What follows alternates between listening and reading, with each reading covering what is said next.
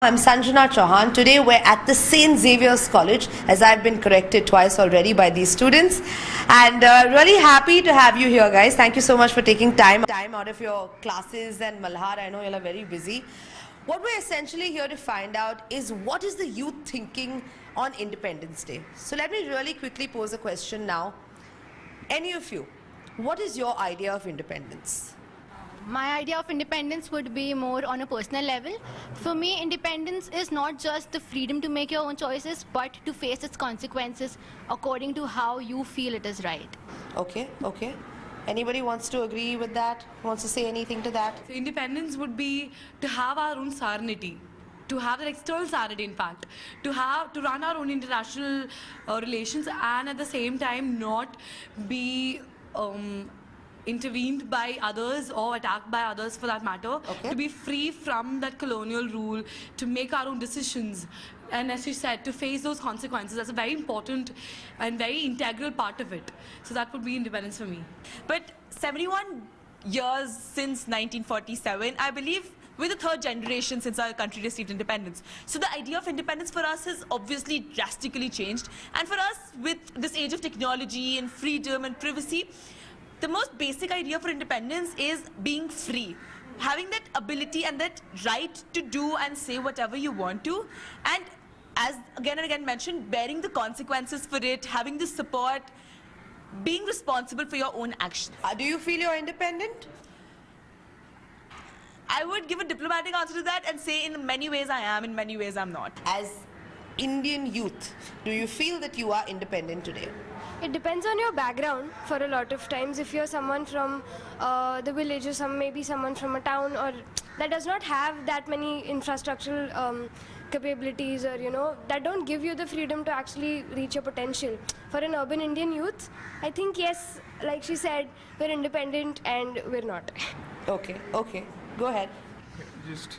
Just to add on to it, I don't think we're independent as such because we've gained independence as a nation, but we still haven't been able to achieve independence from the processes that drove us to gain independence. The divide and conquer that was still prevalent there. Right. Still exists today in one or the other forms, even at the very top. Right. So it's very interesting that you actually make that point, because I think what I want to pose to you guys next is the notion of freedom. What is your idea of freedom? Do you think that as a young man of this nation, that you are free, that you are independent, that you are free to think the way you want, that you are free to express what you want without any fear, democratically, of course? So I'll just answer this with an example. So we're independent in the terms that, like our Prime Minister, he can go from something that is a very rural form of employment to the topmost position in the nation. But still, the shackles still exist. Like, he is not Prime Minister of the nation, he's still Narendra Modi of BJP at that point, rather than being Narendra Modi, Prime Minister of India, and representing everybody rather than breaking those shackles. So it's sort of here and there, both of that. Okay. Would somebody disagrees with that or agrees with that? So on not exactly disagreeing or agreeing, but on a different note of freedom, I feel like what we're running after is just to gain freedom to do whatever we want. But what we need is freedom for the right decisions, and before that, the knowledge to know what are the right decisions. So if we're just given plain freedom, there will be havoc. So we need to be educated to know what we're doing is right, and then we should be allowed to do it. Right. So yeah, and I feel like in just the grassroots level for me, yes, I am independent and I do have the freedom. Like, I'm in a college of my choice, but then yes, I was given the knowledge that, okay, decide what you want, is that good for you? So being a citizen of the most populated and the most diverse country of the world, my idea of freedom would be the freedom to be different. I mean, I may not be the same person I am 10 years after that. My choices would be different. My choices, in the sense, my choices of sexuality may change, and I need representation in different spheres. Like, I need a representation in education and in jobs. And as I said, India is diverse. Every corner of this country is different, and no piece of Indian land can be generalized. So no definition of freedom in India can be rigid. It is fluid. My idea of freedom is different. The freedom of, the definition of freedom of people living in some other part of some other age group will be different. So everyone's idea of freedom should be given a representation. It should be welcomed by government, by the society, and all freedoms should be equal. But is it welcome? Do you feel it's welcomed in this country?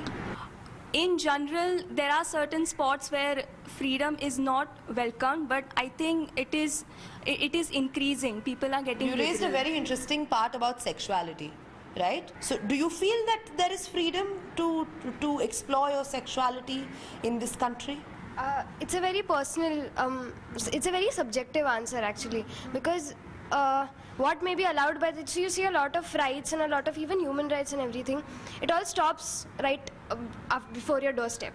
It will not enter inside and will not protect you inside your home, right? So when it comes to sexuality, it's in, so maybe the government, okay, so maybe Article 377 will be scrapped, but inside your home, will it still be openly accepted? It will be scrapped on paper. It'll be scrapped on paper, but the thing is, you know what happens with something like that is the because it seeps into law, is that it gives people the right to harass people who want to explore their sexuality, right? So the thing is, you may be a practicing homosexual in your house, and your family members may be okay with it, but it is against the law. Yeah, I get right? your point, because when a thing seeps into law, so when this open acceptance of sexuality seeps into law, it is bound to seep after maybe a couple of decades or a couple of years into society itself, and we may become the free open society. Okay, yeah, that's a good way of looking at it. Go ahead.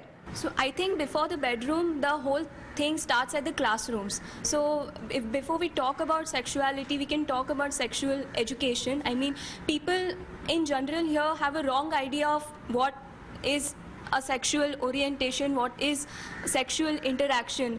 I mean, many people are defining it as a sin or something forbidden, but people are underestimating the idea of consenting adults. So when people are actually getting the point of consenting adults, I mean, I don't think there is any problem people meeting together in Marine Drive, and someone doesn't need to prove that I am a married woman and that's why I am at Marine. Right.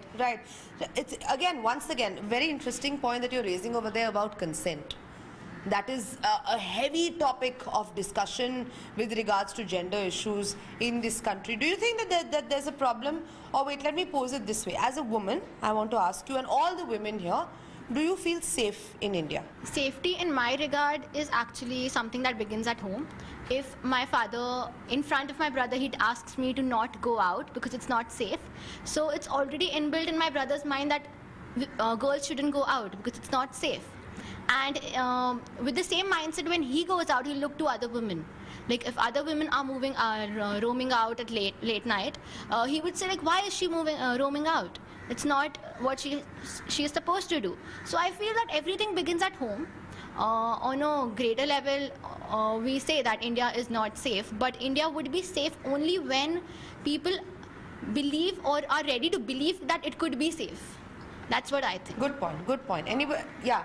So for me, my parents, they many times when our relatives from the village come over, they be like, oh, we are in Bombay, yahan par girls can go alone home even at 1 o'clock, it's not a big deal. But when I come home back at 11 in a cab alone, my mother starts panicking. She starts calling me and she's like, how can you be alone? It's 11 in the night. Why are you not at home? So freedom as a woman, or safety as a woman, is some sort of a myth in this country, wherein on paper or on record we are like, yes, we are free, or yes, we have the freedom or the safety, there are people to support us, but somewhere in reality that's not actually happening. We are not really safe. If that was the reality, then all those rapes that we listen of would not be happening in this country. Go ahead. You want to add to it? Even though I live in Bombay, right here in South Bombay, like even if I go out at night, maybe at 3 a.m. when I'm walking down the street, when my body, my entire mind is on alert. Why is it that? Because I've been conditioned by the society. I've internalized certain factors about society that it is not safe for me to walk down the lane without possibly they keep telling me that I need a man with me when I'm walking home alone. Why can't a group of girls go home alone? So this is what happened. Like 2 days back, a few of my friends went to Coog. So they took a cab. They took a very, I'm not naming which cab it is, but they took a cab. The driver specifically asked them, can I rape you? Can I rape you? This actually happened 2 days back. And then all of them panicked so much that they ran out of the cab and they didn't know what to do because they're just 18-year-olds, just like us. And see, this is what happens. This is just at, 9 p.m. And this is what's happening in a tourist area like Coog. Then I don't know what's happening in the internal parts of India or in the rural areas of India. Right. Where most of the cases that actually happen goes unreported. Right. That is the one reason I think, because see, if the laws are possibly stricter, or if it needs to be a little reformed or a little revamped in order to create that little bit of fear in it. But then again, legislation that is driven by coercion or fear cannot be really handled by the society. Okay, I want to ask the men now about the same thing. Go ahead. You want to add to that? I wanted to add something to that from the please. flip side. So first of all, I can never truly know what it feels like as a man. But what I've seen is consent has a lot to do with it. This is very short snippet I read which said ki a little guy comes up to his sister saying ki I asked this girl out and she said no. And she says ki now you know what to do, right? And he said ki yes, I must keep trying harder. And she said no. You asked a question, she's given you a reply, this is it, let her be in peace. And this is something that people do not understand. They do not respect those boundaries, they do not respect the no. Right. Which creates problem later on and leads up to all the harassment. Yeah, and sure. I just have a point. Like, so you know, actually, Indian cinema. I'm not dissing it. I'm not a it's almost like a critical aspect of it, actually. So in movies, we watch these hooligans or these eve teasers consistently stalking women. Right. So what happens is media is a very important aspect of, like, so society gets extremely inspired, not just inspired, gets influenced by what's being and shown these films on. normalize this, Exactly, right? exactly. Something They as normalize romantic it. as Satya It is has not normalized romantic. it. Yeah? It is not romantic. He kept chasing that girl. She Yes, just wanted to study. yes, stalking is not- it's not normal. It's not normal. Absolutely. Go ahead. It's the whole mentality that also seeps into these films and popular culture and everything. So first, women need to be safe in the minds, and then they'll be safe on the streets. Is I think a point that I wanted to make. Agree. Go ahead. So the whole idea of consent is actually undermined. Like, people are thinking that women is not the owner of her choice. So this is again my idea of freedom, that freedom is when I will be the government of my own opinions, and there won't be any rulership of any ideology, patriarchy, which is driving me somewhere and driving me into wrong choices and righting them. Do you think that the idea of misogyny, of patriarchy, of consent, is it getting better or is it getting worse? If you see media is somewhere trying to sensitize people, that telling that, oh, man up, you cannot cry, you're not a girl, oh, such a loose. So we are actually dehumanizing human, and that part media is surely bringing forward. And now we do understand that, okay, when we do this, that's what leads men somewhere to become those emotionless, leading to these aspects, and somewhere that patriarchal system is slowly going. But I would not say it's we are near to that ideal society wherein everyone sees equality or everyone's accepted, but we are on that path, maybe on the starting somewhere. Yes. So using that as a jumping off point, do you think in this country that they pay enough attention to the youth? Do they care about what happens to the young people? Do they care about your dreams, your aspirations? I want to do this. Okay, fine. Let's do this. Let's encourage this idea. Do you think that that's done here?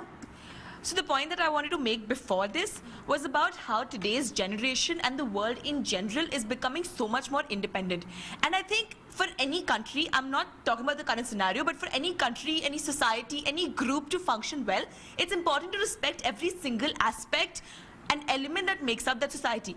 And I think it is high time that the government understands, and I think the country is understanding the power of this youth. Hence, maybe even this event is happening here right now because we wanted to discuss what the youth feels. Because we are the people who are going to take over the country in the near future. Whatever's been happening in the country, that will have a major transformation, because the thought process, the way we've grown up, the values, the systems, it's all become so different. And no matter what, we've become so much more independent. What else would you say are the issues that the youth of this country face?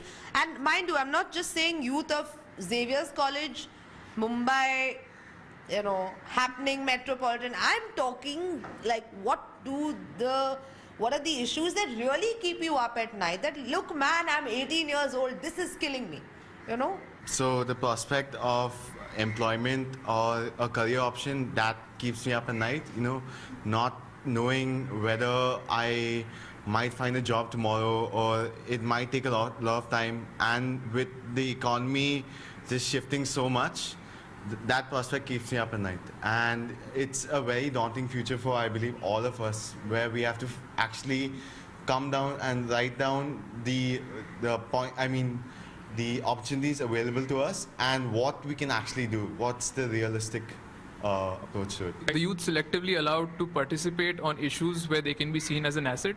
So for things related to their educational institutions would be one thing where the youth would ultimately turn up to be an asset for the nation.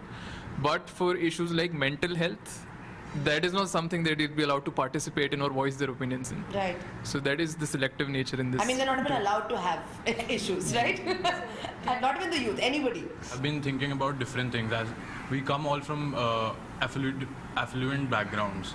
And when we come to a college like Xavier's, where it's an elitist college, so social inclusion is one of the important things I've been facing the other students from rural background come. So education is one of the important things that needs to be spread around India. And coming from an affluent background, I can participate in all those important things which they can't. They can afford, which I can afford and they can't. And affordability and opportunity is very important for all the people who haven't got the opportunity of educating themselves. So I'm really glad that I'm able to represent the youth of this country, and the most special thing about this program is that the only thread that has connected here is the point that we are young. So right now, talking about the issues, so youth itself is an issue to me. So I mean, when we talk about youth, we cannot just talk about us. We cannot just talk about me. So the youth in a metropolitan area is as important as the youth in a rural state of India. A youth living in South Mumbai is as important as someone living in Dharavi. So another issue related to the youth is that you know, so there's this another generation that is kind of ruling us, right? So they're making the decisions for us. So we're dynamic, we're full of energy, we can make change. So we're just dependent on another generation to make those changes for us and make those decisions, which is so not done. Again, because we aren't taken seriously. Okay. So we should be the forebearers of change, because we live in an age of information. We have more access to things. So yeah, we should do our bit for our country that way. Right. Okay. So we're going to wrap really quickly, but I'm going to just ask you guys now for something more productive rather than just bashing. Yes. So what is the solution? What is the solution, do you think? What do you think the youth can do to improve the country? Probably I feel the only thing which we can work on right now is to probably be less indifferent to a lot of things which are happening around us. There are certain things which we just hear on a day-to-day basis, but we prefer not giving a lot of attention to. And I would take the blame for that, being the youth, that we are indifferent to a lot of issues which we feel we directly cannot have an impact on, or either if we cannot bring a change in that particular sphere. But the most profitable solution right now for me would be to be a little more aware of what's happening, and that would be the very first step to probably have a better future, also for the youth and for the country as well. So to be aware, to be empathetic, and to not be a little indifferent towards whatever's happening. Okay. What else? What solutions do you have? What can you as the youth of this country? I just have a small point that we're very, majorly, I think a lot of us are very clueless. We don't know, like she said, we don't even have opinions. Forget doing anything about that. The first step is to form opinions and stop trying to be politically correct about everything we're saying. There's a way to say things and we have to say it the right way, but don't restrict ourselves. I think a very important thing is being accepting. And this includes being accepting of everything. And when changes like sexuality and sexual preferences are taking place, mental health, there is so much going on in this world. Not only the youth, but everybody else in this country needs to be more accepting of whatever is happening. Accept the youth, accept the decision, accept them wanting to do mass media or anything that they want to, or maybe even taking a gap year, because there are still people who question you. Oh my God, gap year, what are you going to do with your life? So be more accepting maybe. So I would like to go in line with what my friend Muskan said just right now, just phrasing it in my words, that we as youth right now in 21st century, there are a lot of opportunities. We can just travel, we can explore, and we can just do things which I don't even know right now what we will be doing after a month or two. So my only solution is that we as young people should not be afraid to take care of ourselves. We should figure out what makes us happy, what makes us sad, and try to be happy, not right. That's it. On the opposite of that point, I feel that we should do affirmative action. We should go out there, we should work, we should cut down unproductive things, we should really figure out what's the important things in our lives, what's going to affect the country, what's going to affect humankind as a whole. What can we do, and how can we do it in the shortest amount of time? And as a country of as many cultures as you can think of as many languages as you can think of, as many sort of ways of life, however it is, we should talk it out. We should make sure that we inculcate other people into our lives and progress as a nation. I think what we need to do right now is just be fearless. Shed those inhibitions and start to question things, because I think we shouldn't just accept things the way they are just because someone just told us so. Question different points of views, research and correlate it with research, and then find out what's right and what's wrong. I think being 18, and you're primarily asking us as the youth, right? So we have what it takes to find out what's right and what's wrong. So even if the entire population thinks it's completely wrong, but if you feel it is correct, and if your heart or your intellect is telling you that this could be possibly be right, then don't be afraid to take that action. Don't be afraid to step up. I just say कि beyond awareness and discourse, they should be willing to see their thoughts and actions through. मतलब, for example, कि if you see somebody throwing garbage on the road, posting a picture about it on social media would not mean that that garbage has been taken care of. Rather than if you pick it up yourself, or if you tell that even just one person in your entire life, that will still bring about more change than just talking about it. So that. In my opinion, we have a lot of freedom as compared to the previous generations. So it is very important that we make use of it in the best way possible and not misuse it. Only then we can progress. Okay. I think as media there is a lot of this agitation or this energy that we have. So one topic comes up and then the whole youth say ye karenge, wo karenge, aisa karenge. But then as the media forgets it, the youth also forgets it.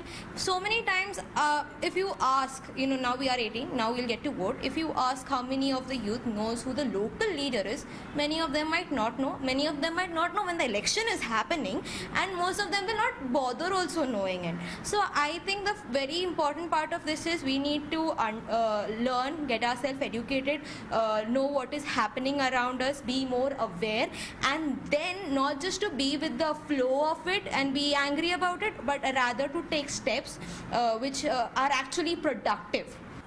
Okay, and that you heard it from the future of our country on Independence Day, talking about more youth leaders, more representation of the youth, more representation of women, and definitely more attention to mental health. Thanks for watching.